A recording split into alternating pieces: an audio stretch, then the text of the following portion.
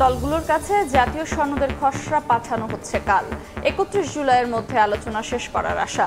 ২০টি বিষয়ের মধ্যে 10টিতে একমত নেতারা। সমাপ্ত করতে হবে, তারপরে জাতীয় সনদ স্বাক্ষরের জন্য হয়তো আমরা একটা অন্য দিন বরাদ্দ করতে পারি। বেশ কয়েকটি বিষয়ে আমরা ঐক্যমত্যে পৌঁছাতে পেরেছি। জুলাই সনদের দাবি আদায়ে ৩ আগস্ট কেন্দ্রীয় শহীদ মিনারে জড়ো হওয়ার আহ্বান এনসিপির।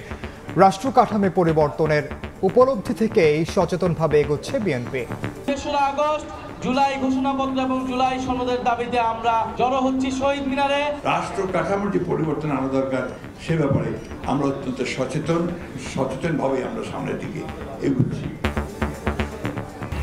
যুদ্ধ বিমান দুর্ঘটনায় দগ্ধ আরও 2 জনকে ছাড়পত্র। এখনও সংকটাপন্ন 4 জন, 23 জনের উন্নতি। নিহত মাসুমাকে ভোলায় দাফন।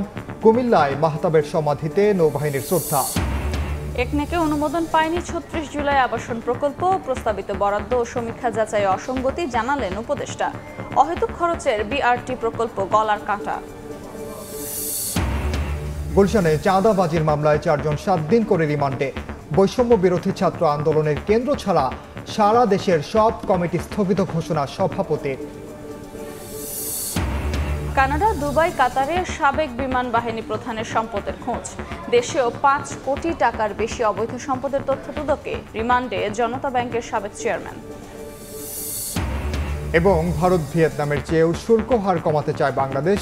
সোমবার ফের যুক্তরাষ্ট্র যাচ্ছেন বাণিজ্য উপদেষ্টা। ঘাটতি কমাতে 25টি বোয়িং উড়োজাহাজ কেনার সিদ্ধান্ত।